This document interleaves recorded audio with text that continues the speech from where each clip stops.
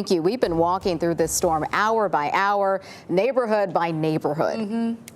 Right, and right now we're going to tune in to meteorologist Julie Martin, who joins us on Shore Drive in Virginia Beach. Julie, thank you so much here for joining us on 13 News Now. We appreciate it. You look a little chilly out there at the beach. How are conditions where you are? It is very windy and very cold here along the beach. No flakes here just yet. I'm on the southern end here of the Chesapeake Bay, but you'll notice the waters are pretty rough. We just saw a boat out there kind of struggling along, and very few people have made their way to venture out here onto the beach today. No surprise there.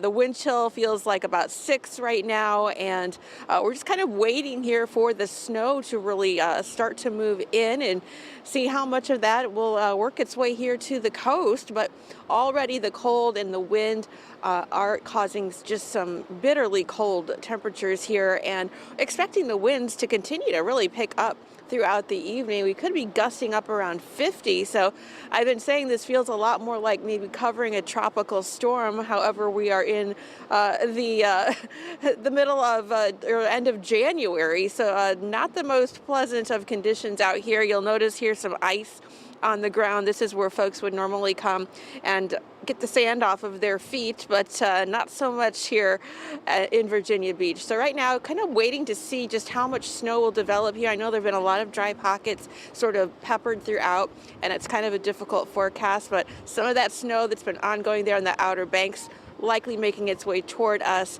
So still dealing with some impacts this evening, and then tomorrow morning we'll be watching the coastal areas for any flood issues, coastal flood advisory, especially around high tide, which is around 8:30 tomorrow morning. So far right now it's just very cold and very windy here in Virginia Beach.